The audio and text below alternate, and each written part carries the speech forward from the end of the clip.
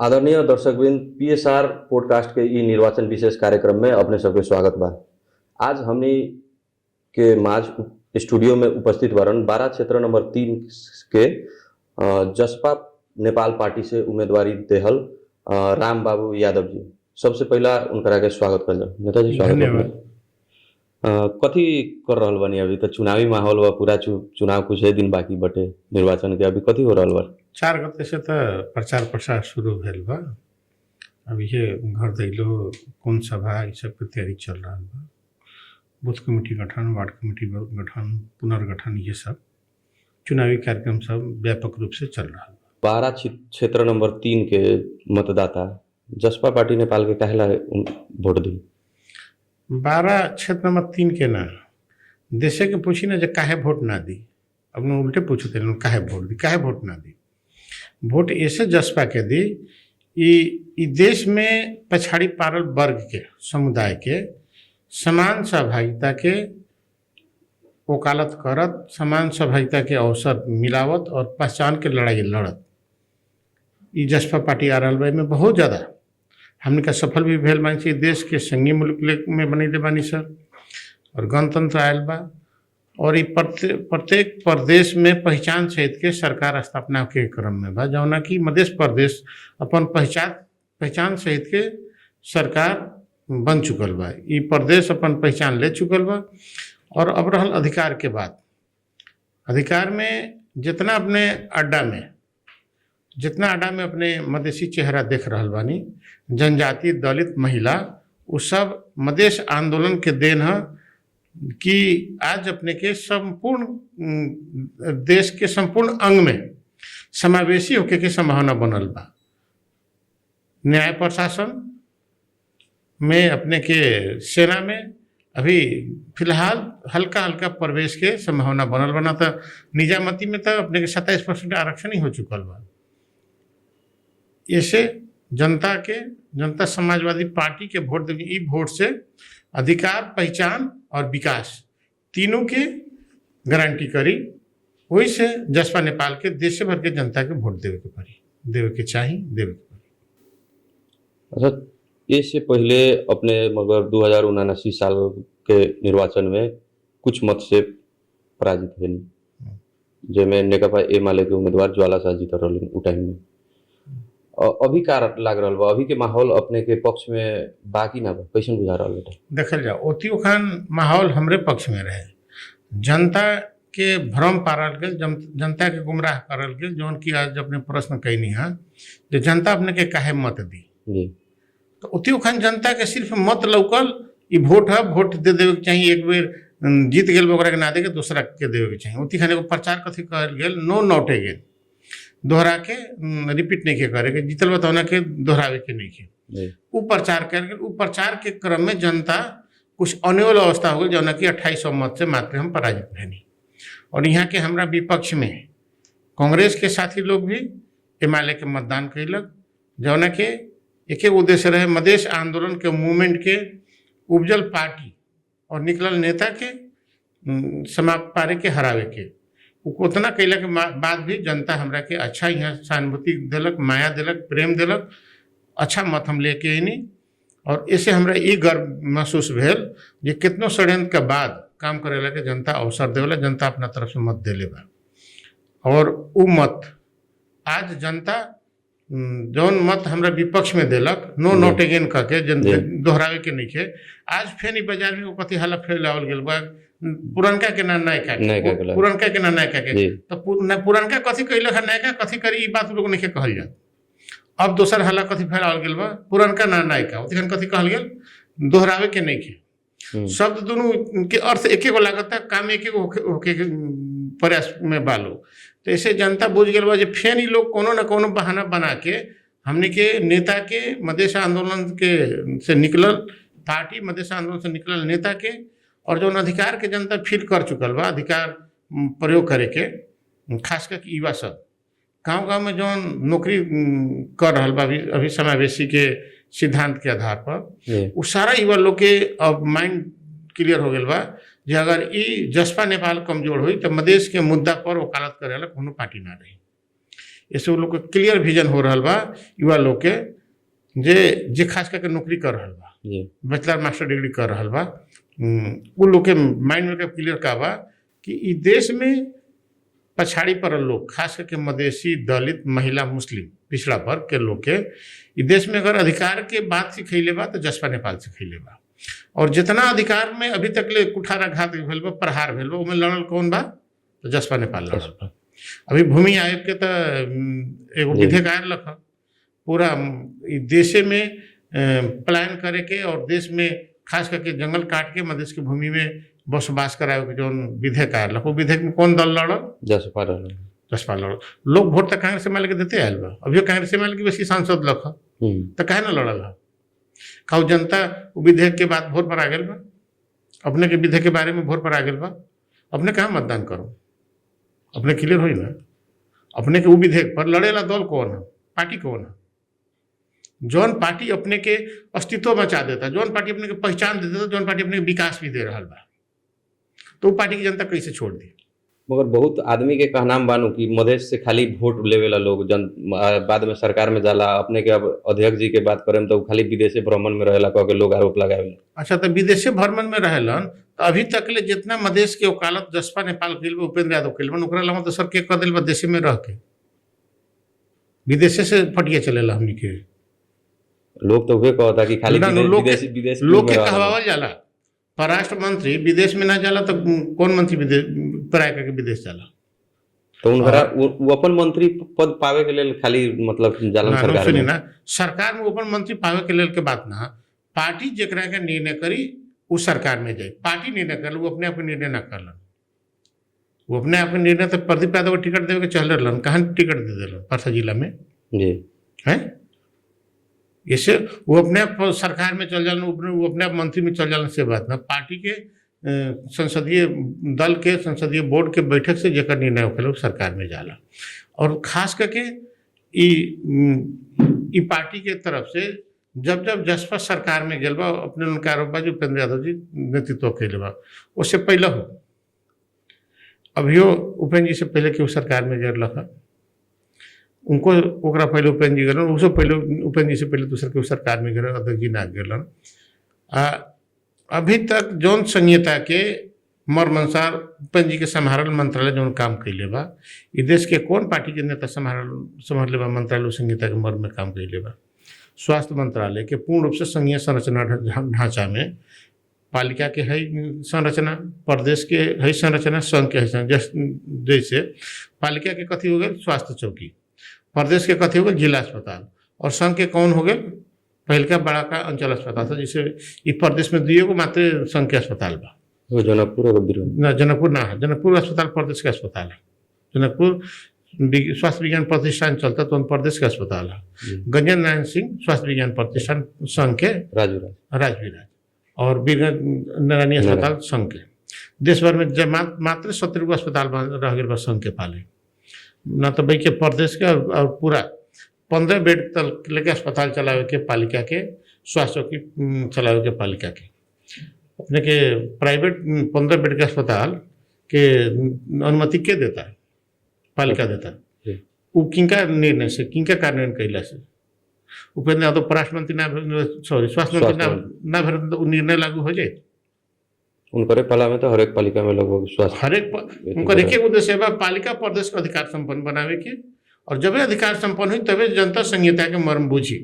जनता ई बुझ ले बा जे अभी काठमांडू से चलत लगा जनकपुर से कहे चलावल जाता, हमने के छोटा देश बा, यहाँ मंत्री बनावला से कोनो फायदा नहीं है। जनता के ई बुझाई है पुनः ई देश में प्रदेश पहचान और सामर्थ्य के आधार के प्रदेश हो गए, ई ना जे प्रशासनिक संहिता ना जे प्रशासन चलावे में बहुत लंबा हो गया, बहुत बड़ा प्रशासनिक इकाई काम करे नहीं के सकत, उससे प्रदेश छुटिया हो जाता, वो बात ना।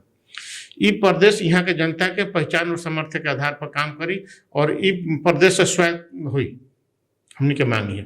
का अपने कांग्रेस से मालिक वोट देता तो अपने के प्रदेश के स्वायत्त कर देता, प्रदेश सबल कर देता। मगर स्वायत्त प्रदेश के नारा लेके जब जसपा मतलब होती कहनी संघ फोरम रहे तो उ टाइम में 22 गो जिला के नेतृत्व करम कह के बढ़ल पार्टी 8 गो जिला में जाके सीमित हो गई। 8 गो जिला में 8 जिला के प्रदेश हमनी बन नहीं सकी, कांग्रेस एमएलए माओवादी बनैलक। वो तो सरकार रहे, ना उ सरकार ना रहे, सरकार तो कोनो करे, संविधान कौन दल बहुमत से लिखलक, उमें जसपा समर्थन में रहे, वो 8 गो जिला हमनी बना देनी सर, रोड पर पिटेबो कैनी सर, गोलियों खैनी सर, साथी शहादतो भेल, वो आरोप हमनी पर। कांग्रेस एमएलए से कहे ना पूछे नहीं लोग 8 गो जिला के प्रदेश काहे बनी, जब जसपा मांगत रहे 22 गो जिला के, अपने लोग दूसरी संविधान सभा के चुनाव में कह के गनी कि 22 जिला के हमनी मधेसी, हमनी मधेश के अधिकार संपन्न बनाए। वो लोग से अपने प्रश्न करे के चाहिए, गलती कैले बा वो लोग प्रश्न पूछता नहीं अपने। मगर संहिता के लागी लड़ल पार्टी है ना, संहिता के लागी लड़ रहा बानी, आजो लड़ब। अभी संहिता के संरक्षण के और संहिता के समाप्त के और संहिता के यथास्थिति बाधे के यथास्थिति में रखे के 3 गो पक्ष के संघर्ष चल रहा बा। एगो नया दल आयल बा संहिता के समाप्त पारे के, गणतंत्र के खत्म पारे के नया दल। दूसरिया पुराना दल के बाद यही नाम की संहिता मात्र रहो, इसे जनता घृणित करो, घृणा करो और विकृत रूप हो जाओ, जनता फिर से यथास्थिति में जाओ। और हमने कहीं से ना संहिता के पूर्ण रूप से अधिकार संपन्न संहिता बना पर अधिकार संपन्न प्रदेश बना पड़ी, प्रदेश स्वयं अपन कानून बना के अपना पर लागू कर लेवे, ये अपने के बनावे के पड़ी। और आज अपने के जितना कर्मचारी बा उ संघ दी तो संहिता कथी की, तो जिला विकास पहले रहे, जिला विकास में एलडीओ वहाँ से आवे, एलडीओ जो निर्णय करे तो ऐसी प्रतिनिधि सभापति निर्णय कर तो एलडीओ माने तो माने, ना माने तो ना माने, जब मन करता यहाँ से चल जाए उना। सभी प्रदेश भीतर के स्वायत्त होके चाहिए, वो प्रदेश जौन कानून लगावे, जौन कानून बनावे तो कानून कार्यान्वयन करे के अधिकार ओकरा पाले रहे के चाहिए। वो कर्मचारी भी ओकर, कानून भी ओकर, अपने के आर्थिक व्यवस्थापन भी ओकर, संचालन भी ओकर, सारा चीज ओकरा हाथ में रहे के चाहिए। आज वो अवस्था प्रदेश में नहीं। का मधेसी जनता के पूर्ण अधिकार संपन्न कांग्रेस एमएलए देवे जाता? अपने कांग्रेस एमएलए के हमने के वोट काहे दी, तब पूछा था कांग्रेस एमएलए रासपा मधेसी जनता के अधिकार संपन्न बनावे जाता? अपने पहले लिखा ली 4 लाइन, तब वो लोग वोटिंग कराए अपने अधिकार संपन्न अगर बनावे के बात कहता कि मधेसी के अधिकार के और मजबूत करम, प्रदेश के और सबल करम और आत्मनिर्णय के अधिकार सहित स्वायत्त मधेश प्रदेश बनाए, स्वायत्त मधेश प्रदेश लगातार अन्य प्रदेश और स्वायत्त होने चेतना लिखे के तैयारी बात अपने मतदान करी ना हमके छोड़ के। राष्ट्रपति तो कहता कि प्रदेश के अजय बलियो बनावे के पड़ी, प्रदेश के वो दिन जनकपुर में जौन सभा प्रदेश के बलियो बनावे पर ही बात कहता, मधेसी जनता के अधिकार संपन्न बनामी नहीं कहता। तो प्रदेश के अधिकार बनी तो वही में मधेश बैठी, ठीक बा। और प्रदेश के कौन कानून से अधिकार संपन्न बनाए, कथी सीधे प्रदेश के बरियार बना दे, कथी में 10 गो जिला ठप के प्रदेश बरियार हो जाए? सरकार बनी तब न प्रदेश में 10 गो जिला ठप दिए तो बरियार हो जाए। वैसे तो ना, मगर जो प्रशासनिक हर एक चीज प्रशासनिक संरचना जी, प्रदेश न्यायिक परिषद होके के चाहिए, न्यायाधीश प्रदेश में प्रदेश सरकार के नियुक्ति करे के चाहिए।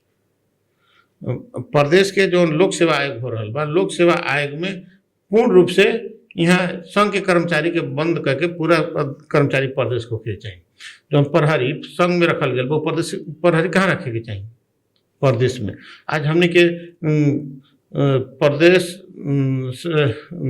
प्रहरी समायोजन बनौला 8 बरिस हो गए, प्रदेश के प्रहरी ना देहल जाता, काहे ला? प्रहरी में अपन मोनोपोली करेला, अपन भर्ती करेला।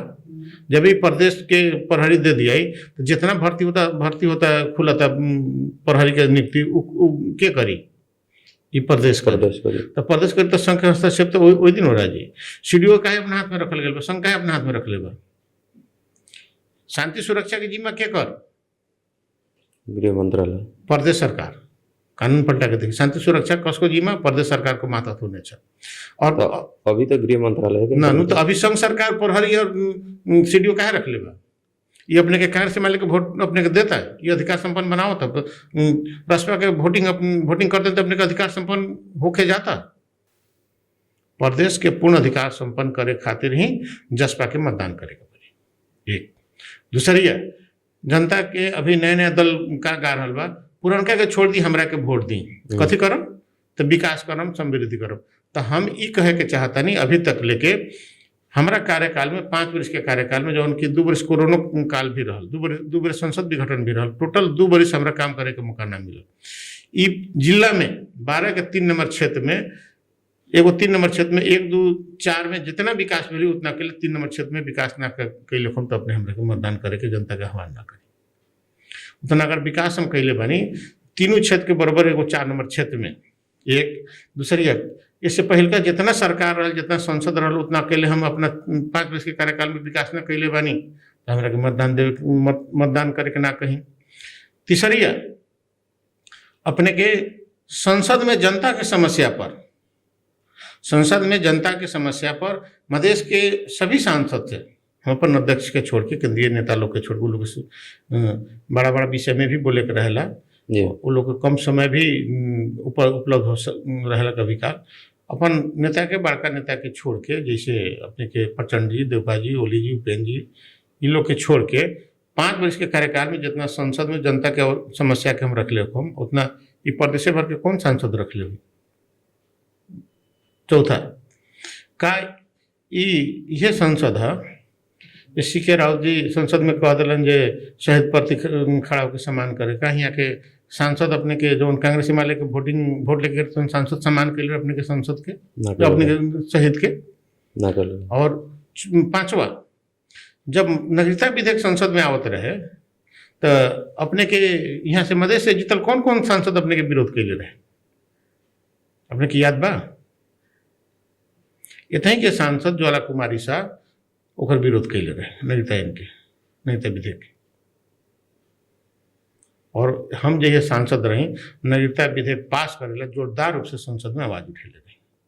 नागरिकता विधेयक मधेश के समस्या से जुड़ल विधेयक भेला के चलते उसे मधेश में 10% युवा जकर बाबूजी के नागरिकता बा, माई के नागरिकता नहीं है, भाई के नागरिकता बा, एगो भाई के बा, एगो भाई के नहीं है, परिवार के बा, पत्नी के नागरिकता नहीं है, एगो बेटा के बन गए बा, एगो बेटा के नहीं है, उसमें 10% युवा के यहाँ जीवन ओकर उम्र बेकार जाते रहे, ओकरा न पढ़े के मिलते रहे, न ओकरा नौकरी करे के नहीं मिलते रहे। वो विधेयक पर जोरदार रूप से बहस करके हम विधेयक पास करें और वही विधेयक के थप संशोधन आए थे और इतने के जीतल सांसद विधेयक के विपक्ष में रहे।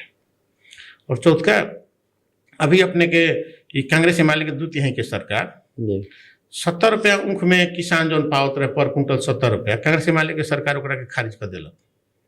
यहाँ से तो कहूँ ना कहूँ कांग्रेस हिमालय के जीतिए के गए रहे। यहाँ हिमालय जीता रहे, 2 नंबर 3 नंबर में हिमालय जीता रहे, 4 नंबर में 1 नंबर में हिमालय जीता रहे, 2 नंबर क्षेत्र में उपेंद्र जी जीता रहन। तो उपेंद्र जी मात्र ऊखों के किसान के पैसा देवे पर, भेट के पैसा फिरता करे पर 3-3 को सांसद कहे सुता रहे।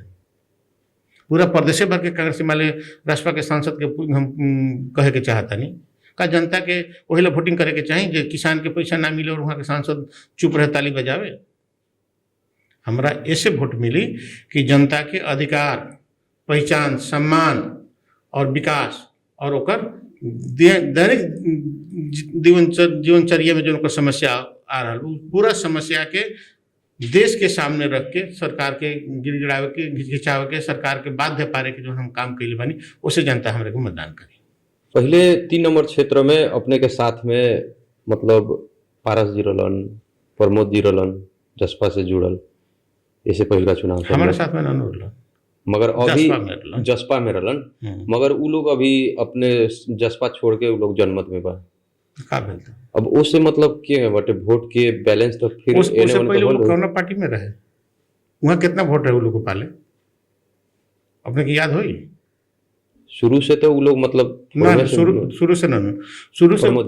शुरू से पारस जी रापर पालन, वहाँ से कितना वोट हमने तो घरे लेके अलन जसपा के पटिया में, यहाँ से कई अपने घरे लेके गल बा। उसे प्रमोद जी उससे पहले दूसरे कारोबार करते, उसे दूसरे पार्टी उड़लन, नगर पालिका के राजाबादी के टिकट मतलब पिंड हो गलन, चुनाव लड़ेला, वहाँ से कितना वोटवा लेके अलन में, कितना लेके भी गल, अपने तो देख ले हो कथी पर ट्रैक्टर पर लदा के गल कि ट्रक पर। वोट तो खैर वो तो गोप्य मतदान है, जनता जसपा के आंदोलन के साथ बा, अपना अधिकार के साथ बा, अपना पहचान के साथ बा, ई जवन दल जवन नेता ओकरा साथे बा ओकरा साथे जनता रही। हम ई विषय छोड़ के दूसरा चल जाम तो हमारे साथे जनता ना जाई। अपने के नहीं लगा था हमारे पीठ पे लदाले चल जाई। अभी तो सारा लोग स्वतंत्र हो गए बा, सारा लोग के बात ना कहनी है। आंदोलन में जनता काहे लगे रहे?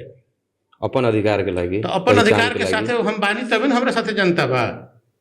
जसपा नेपाल मधेश के आंदोलन, मधेश के मूवमेंट के छोड़ देकर विपक्ष में काम करे लगे, कई गो लोग जसपा नेपाल के साथे रही, एको ना रही। तो बात उतने बुझी ना, वो लोग साथे बा तो सबके साथे बा, नहीं कहते वो लोग चलते रही रोड पर जनता रही। का नाम वो लोग के गेला से कोनो फर्क ना पड़े वाला। हम केहू को कोनो के फर्क बात ना कहनी है। वो लोग ई मुद्दा के साथे जे बा उ एकर नेता बा, जनता ओकरा साथे बा। उ भी तो मधेशवादी दल हन। तो मधेशवादी दल है तो भूमि भी देखवा रहे तो वो लोग कहाँ रहे? कहीं विदेश घूमे गए रहे, भ्रमण में रहे कि देशे में रहे, सरकारों में रहे लोग? ये पर कहा ना वो लोग मुंह से बोली फूटल। अपने पूछ सकता नहीं, अपने पत्रकार बानी कि वो लोग से पूछे में कौन समस्या बा अपना? ना पूछो समझ तो बोला कि पूछी तो बिहान वो लोग के पार्टी, वो लोग कहे ना बोल, वो लोग तो उहे पटिया में रहे। भूमि विधेयक से पहले पूछिए, भूमि विधेयक मधेश के पक्ष में रहे कि विपक्ष में रहे? जब विपक्ष में रहे तो वो लोग रोड पर कहे ना रहे? रोड पर अगर पक्ष में रहे तो कहे पर वो पक्ष में बाजू ओकरा पक्ष में लोग नारा लगावे पड़ल, भूमि विधेयक हमने के पास कराए से कह कि लोग के जनमत के लोग के जाकर रोड पर नारा लगावे को पड़ल। जी हमार बात प्रश्न है जे ओमे वो लोग क्लियर हो जाए पड़ल। मधेशीय दल तो कहता नहीं, मधेश के आंदोलन से आयल पार्टी के, मधेश से आंदोलन से निकल नेता के अपने हरा होते हैं तो कौन मधेशी दल? हम पूछे के चाहता नहीं। इससे पहले वो लोग मतदान कहाँ कैले रहे? लेकिन तो हम 2800 मतों से अपने काउंटिंग करनी हद नहीं है, उतने वो लोग मतदान कहाँ कैले रहे? फिर हम तो प्रमोद जी के बुला के जी हमारे उम्मीदवारी होता, हमारा साथे अगर हमारा उम्मीदवारी करावे और साजिद मंसूर जी के साथे अंतर्वार्ता दरबानी नो नोट अगेन राम बाबू जी जीतरबानी के दोहरा के नहीं जीतावे के, उसे कौन प्रमाण चाहिए? आज वीडियो अपने के मिल गई, उसे कौन प्रमाण चाहिए? तो उतन वो लोग कौन दल हो गए रहे? कौन मधेसी दल था? उतन कौन दल हो गए रहन प्रमोद जी? कांग्रेस हो यन चाहे माले में गेल ना तो उतन छते छापल खोलवा ओढ़ले लन आ भीतर भीतर काटत लन एकरा के। और वो लोग आज कहता हम मधेसी दल हैं हमरा के जिताई लोन, वो लोग अपने चिचियाते। वो एक एगो दल है जे मधेश आंदोलन के लोग कैसे हारी, मधेश आंदोलन से निकल लोग कैसे हारी? कम्युनिस्ट बिगड़ेला तो राजा के शरण में जाके गिरेला, यही लोग बिगड़ल बा तो मधेश आंदोलन के बदनाम करे के चरण में जाके गिरल बा। मधेश आंदोलन के साहस भेल लोग के अपमान करे के। मधेश मूवमेंट में जौन दल बा वो दल के आंख मुंह के सहयोग कैला से हुई। प्रदेश में देखल जाए तो सबसे ज्यादा भ्रष्टाचार भी तो हो रहा बाटे। देखल जाओ अपने के काठमांडू एगो घूम ली निमन से, पैसवा तो 2% बा, एगो प्रदेशों में पैसा कै परसेंट? 70% पैसा संघ रखेला, 30% पैसा में सातु प्रदेश 2% पर, 15% में 753 पालिका। तो 2% में कितना भ्रष्टाचार हो गया अपने के? 70% बात कुछ भ्रष्टाचार नहीं खेलो। जब भ्रष्टाचार बता यहाँ अख्तियार कौन के पाले बा, संपत्ति शुद्धिकरण कानून कौन के पाले बा?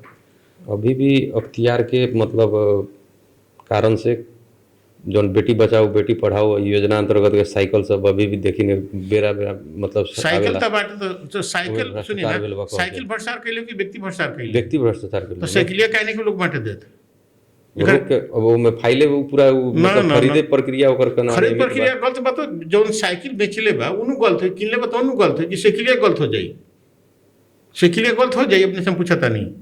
वो में कमर्शियल सामान होई तो गलत ठीक बात है। कमर्शियल साइकिलिया 5-7 गो रखे के चाहिए कि तो साइकिल विद्यार्थी से बांट देवे के चाहिए, ना तो जौन कंपनी बेचले ओकरा के फिरता करे के चाहिए।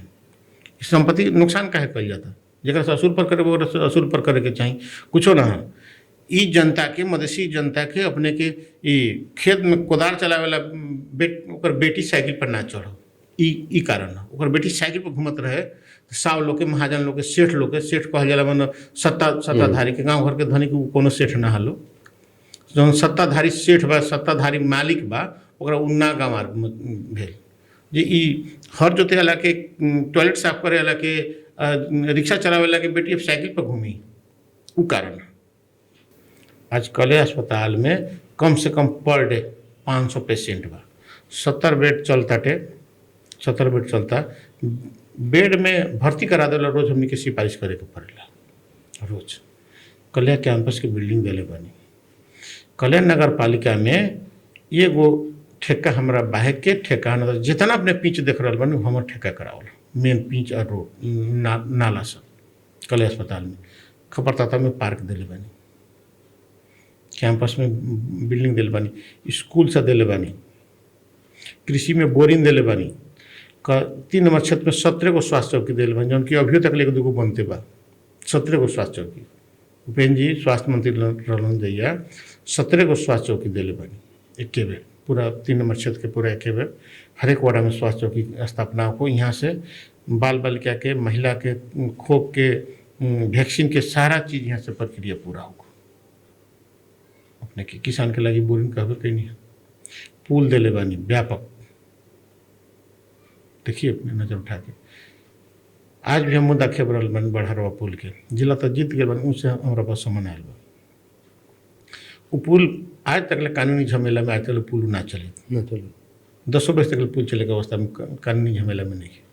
वो पुल संचालन के लिए बनी वो एरिया में अपने के देखी कई पुल दिले बनी।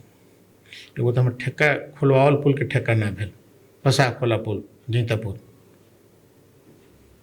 आज वो जीता रहती तो पुल आज बनत रहे। बड़ा खमा पुल बन चुकल बा, सारा रोड अपने के लोग रहा। कौन सेक्टर में काम नहीं करी, स्कूल में, स्वास्थ्य चौकी में, अस्पताल में, कैंपस में, सामुदायिक भवन सब में, धार्मिक संघ संस्था सब के बिल्डिंग में कौन एगो सेक्टर छोड़ दिल तो अपने हमरा से बात करी विकास के मामला में। कोनो न कोनो वार्ड में हमार 2 विकास के योजना लोग करी, बाटो ढलान, नाला निर्माण और मेन बाटो, स्वास्थ्य चौकी, सामुदायिक भवन, मंदिर मस्जिद, सारा सेक्टर में काम कैले बानी। जाके देखें ना ओम शांति के नया बिल्डिंग में कितना पूछी लोग से कितना लगाने के लिए बनी। उसकी कुछ संस्था है, वो भी संस्था ये सिखावेला जे आपसी द्वंद्व भेदभाव मिटावे के, समाज की एकरूपता लेके आगाड़ी बढ़े के। ईश्वरीय पाठशाला हो गई, आज अवस्था देखी कहाँ पुगेले बनी। इसे हमारा बाद वाला से पूछी जो अपने का कैले बनी। अपने के पूरा अगर समय बा हमारे पढ़े के तो लिस्ट हम भेजवा दे रहा बनी, सारा लिस्ट अपने के पढ़ के जनता के सुने, तब अपने असल में जनता के प्रतिनिधि चुने में अपने की भूमिका रही।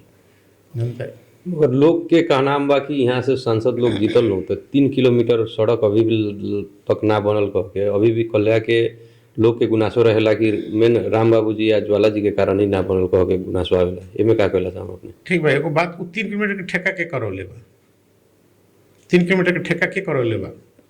3 किलोमीटर के 6 महीना में पहले जितना देश में ठेका होकत रहे तो ठेका हो जाए पैसे ना रहे। हम अपन मंत्री इस्तीफा के कानूनी ना ठेका, बाजार के रोड है, एकरा के समय में ही काम संपन्न होने करी ठेका करे के पड़ी। 33 करोड़ के ठेका, 33 करोड़ पैसा निकासा करा के तब ठेका करें। 6 महीना तक ले जितना हमारे पाला में काम भेल, नाला बनल, 6 महीना तक ले कंटिन्यू 3 बार ठेकेदार के पकड़वानी, मैंने उतना काम करेनी। ओकरा बाद जी सब चुनाव हनी तो ये से उ ठेकेदार का बुझ गए बा जे हमरा थाहे नहीं है, वो बुझ गए बा जे इ लोग से ना कुछ 6 महीने में जितना काम करा लेलक वही तक काम करे की। 3.5 बरिस में संस्कार एफएम से एथी तक ले देवकोटा चौक तक, इतने दूर में देखनी रोज ठेकेदार हिलावे ला, हम नहीं जानी से आंदोलन करके घूम के चला गई। अपने कहनी ज्वाला शाह जी के कोनो भूमिका नहीं है। ज्वाला शाह जी के ये एगो क्षमता रहे, मतलब उ लोग के चलते काम ना भेल विनोद जी पर ठेकेदार आरोप लगावले हमर गिट्टी उठा ले तो हम काम ना कर, गिट्टी उठा ले हमर घाटा लागल। यह पुरन के सामान देखो कम से कर ले रहे, ओकर लोभ के बात रहे। ज्वाला जी के पहले उ क्षमता रहे, उ क्षमता के अगर प्रयोग करे, प्रस्तुत करे तो 12 के 3 नंबर क्षेत्र जरूर कुछ चेंज रहे। अपने के ज्वाला जी केपी ओली के सबसे नज़दीक अपने आप के बा कहनी, आ टिकटो मिलल तो केहू सिफारिश ना कैले टिकट मिल गया।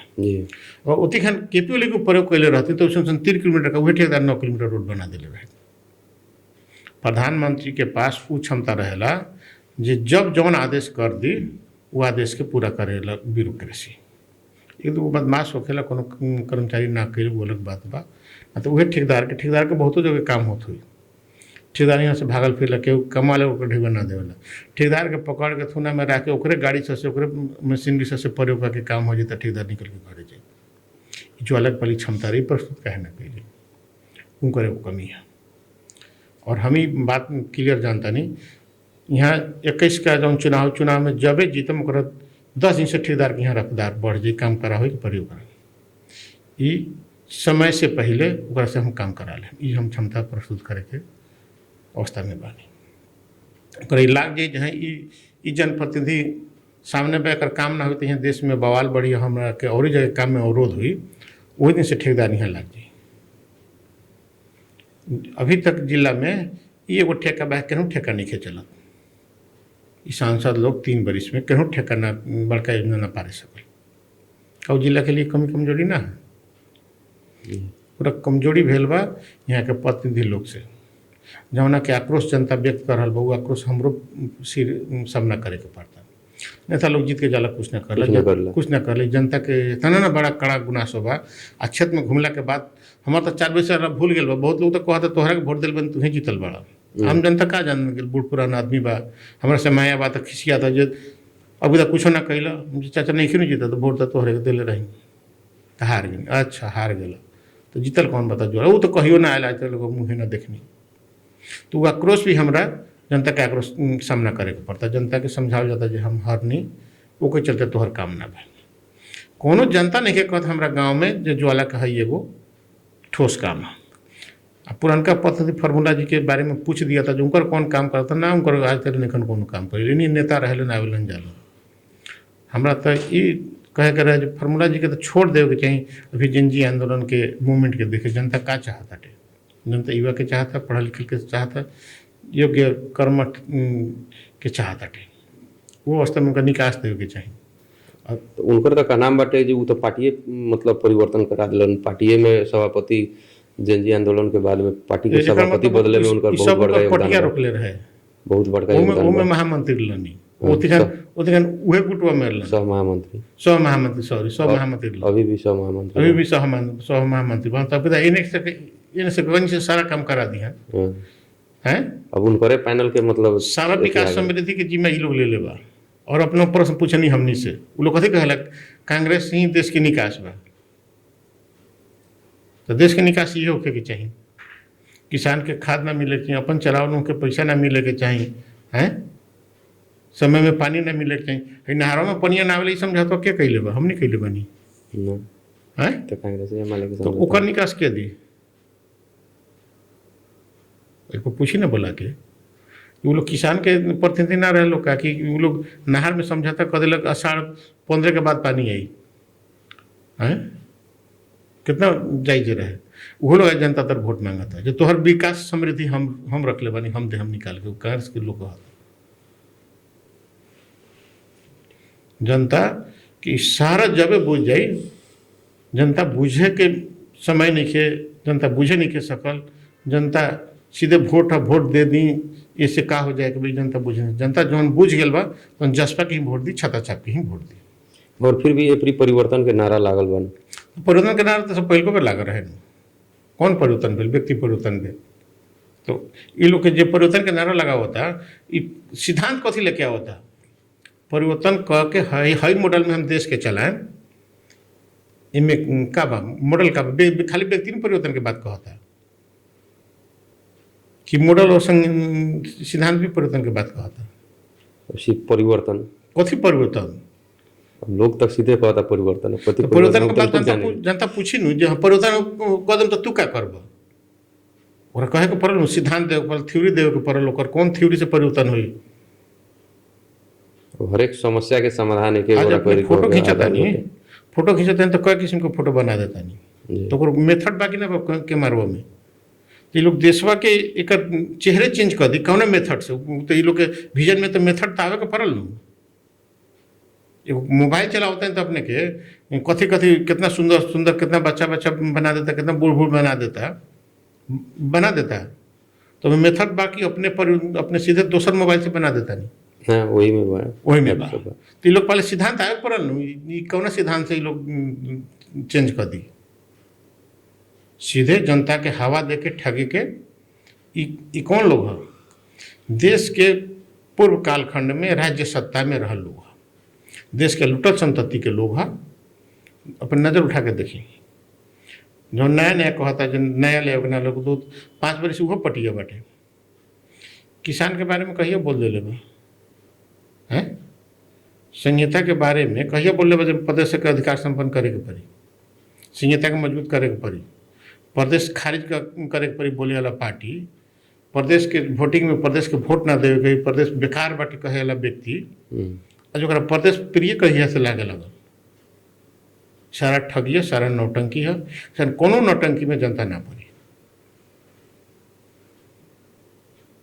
इससे जनता के अपना क्लियर पारी बहुत तो इतने दिन में लोग चले तो बाहर आवे लगल पैसा लेके टिकट देवे के पुरनको से बदतर हालत करे के हैं।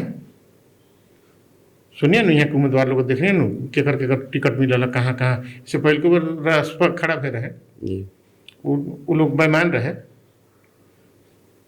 वो लोग के टिकट ना दिया है अभी नहीं के मिलल लोग के कौन ये लोग आयल बस ईमानदार बा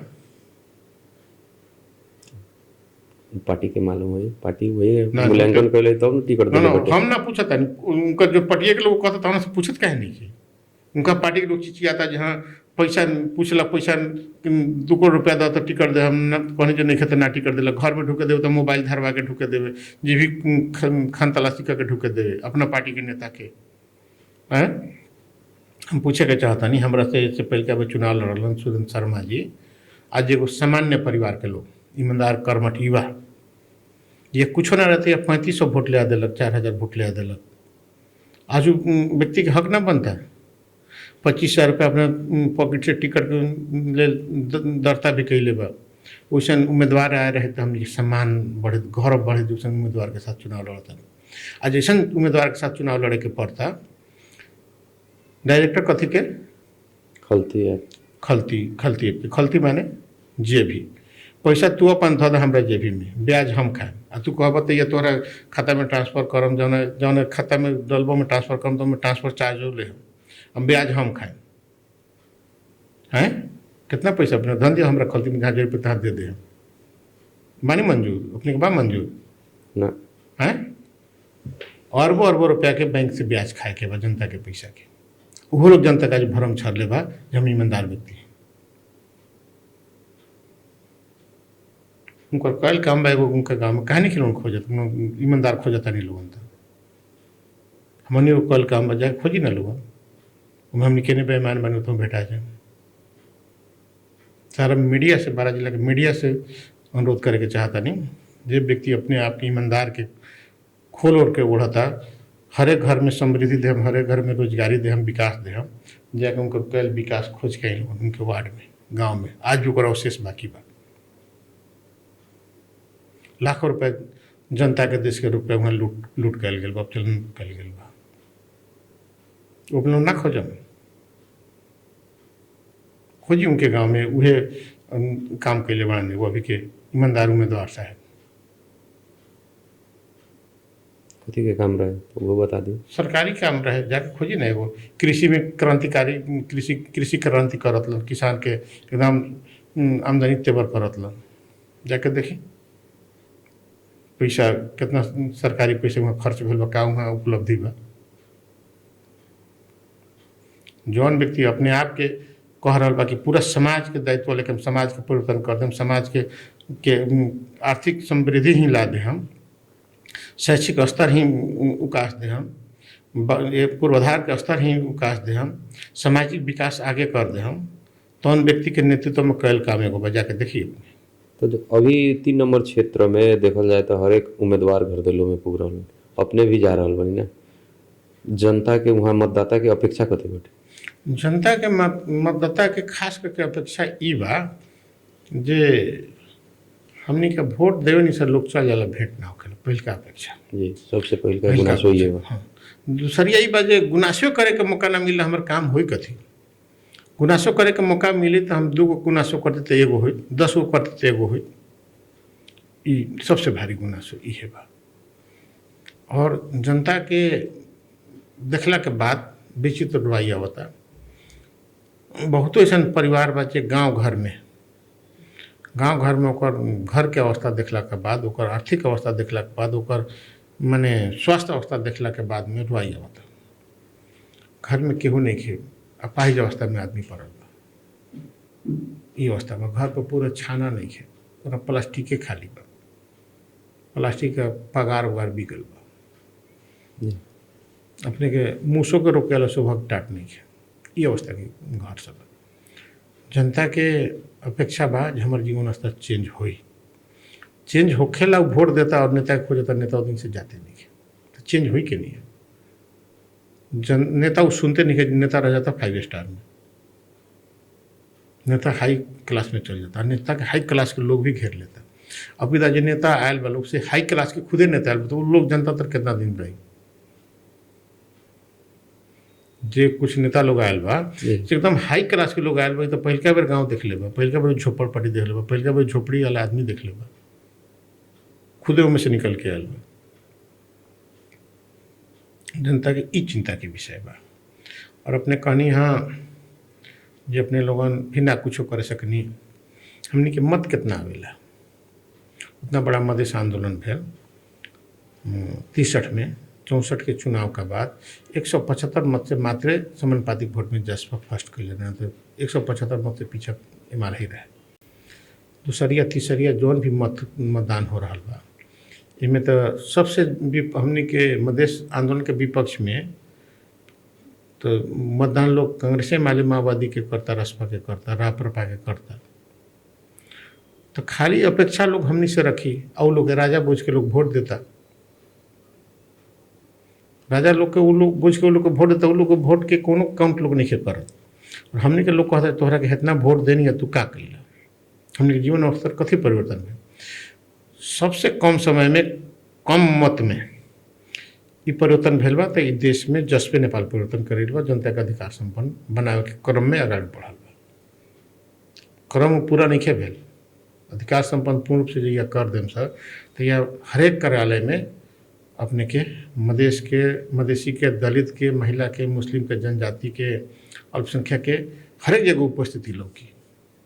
और वो दिन इस राज्य के अपने के आर्थिक अवस्था अपने के चले मान रही, पूरा देश के जितना आर्थिक स्रोत बा सब वर्ग में, सब व्यक्ति के हाथ में रही। आज देश के आर्थिक अवस्था केकरा हाथ में बा, 10 से 20 गो व्यक्ति के हाथ में। बैंक के 20 गो बा, 22 गो बैंक, 22 गो बा, 22 गो बैंक के सीओ के बा,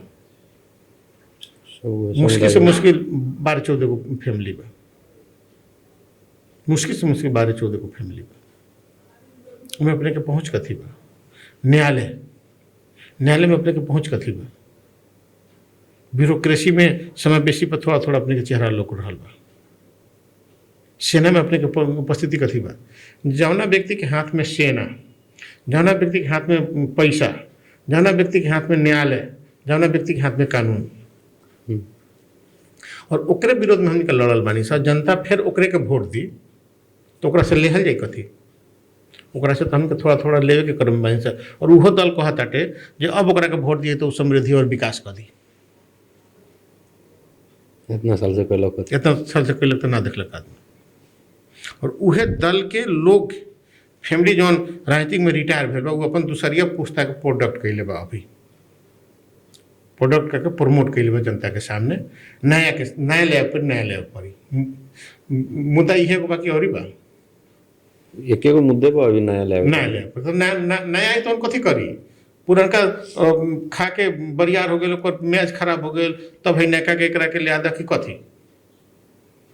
पुरनका है गलती कैले बा, नयका है ठीक करी, ई सहित नहीं आवे के पड़ल।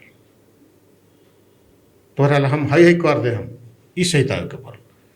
ई मधेश के जनता के, दलित के, मुस्लिम के, दलित के अवस्था देखा था नहीं क्या बा, मुस्लिम के अवस्था देखा था नहीं क्या बा।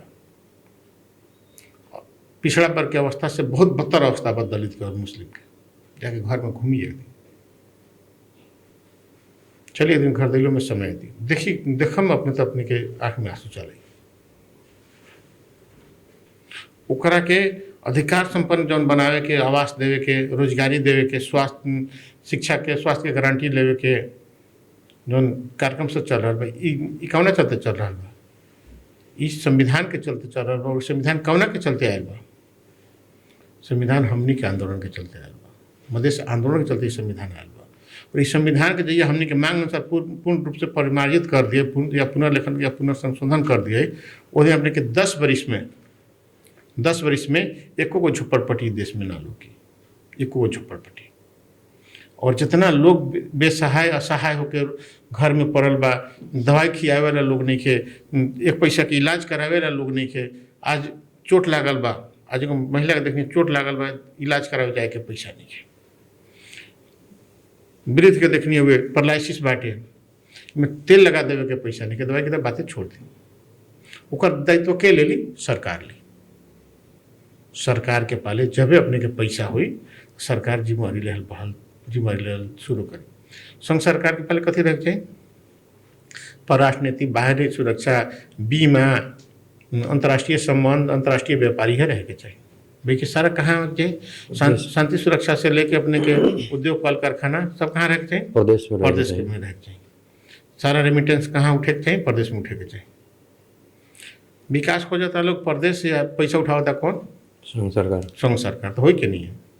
70% उठावता तो कुछ करते नहीं है। अपने के एगो बात अपने से हम कहे के चाहता है, चली एगो कोनो गांव रोजी अपने 12 जिला के 3 नंबर क्षेत्र में रोजी संघ सरकार के उमें अभी तक लेके एगो काम, अभी तक 30 वर्ष के संघ सरकार के एगो काम और प्रदेश सरकार के एगो काम ना हुई तो अपने हमरा के दंडित कर। प्रदेश सरकार के 7 वर्ष के 2 टकिया सरकार के एगो गांव में काम ना मिली तो अपने हमरा के दंडित करूँ। चली संघ सरकार के अभी तक लोग गांव में एगो काम अपने के हमरा के बता दें तो अपने को जौन की 70% पैसा उठाओ 2 टकिया सरकार से अपने के ज़्यादा अपेक्षा लोग करा था। तब पर भी हर एक गांव में छोटे काम कहे ना मिली, 20 लाख के काम कहे ना मिली, अनेक काम मिली। जनता को प्रयोग करता माने जनता को मालूम नहीं है जी ई कौन सरकार के दायित्व वो व्यक्ति के ना उधर फला व्यक्ति बनवा दिल बा। वो सरकार के बात ना करला, व्यक्ति की बात, हम सरकार के बात करनी है। ये अवस्था में देश बा। ऐसे जनता के कहे के चाहता नहीं जे अपन अधिकार संरक्षण ला, अपन अधिकार प्राप्ति ला, अपन विकास खातिर, अपन समृद्धि खातिर जसपा के अलावा अपने कथों भटकम तो जौन 4 वर्ष अपने के 12 के 3 नंबर क्षेत्र में केनहू जनता के प्रतिनिधि संघीय सांसद के कोनो उपस्थिति कोनो काम ना लौकल, फिर अपने के वह अवस्था आई और अपने से जौन देहल अधिकार बा जैसे अपने के जौन अधिकार मिलता प्रयोग कैले बानी या निचिल के उठावे जाता नहीं इहो लेके चल जाई, ये अवस्था में अपने के हो जाए जौन अपने के संहिता गणतंत्र समावेशिता के अपने के प्रयोग कर रहा बनी हो रह जाए। ऐसे जनता से हॉटली अनुरोध बा 10 नौ जोड़ के जो छत्ता छाप में ही मतदान करें और इस देश में अपने के वकालत करे वाला दलित के, महिला के, मुस्लिम के, मधेसी के, पिछड़ा वर्ग के वकालत करे वाला जसपा नेपाल बाहर दूसर कोनो पार्टी नहीं है। संहिता के अधिकार के पहचान के संरक्षण करे के बाद तो छत्ता छाप में ही मतदान करे, अलावा दोसर कतों मतदान करम तो फिर अपने के साथ ठगी हुई और ई ठगी के विरोध में खुदे अपने के एक दिन रोड पर जाए के पड़ी।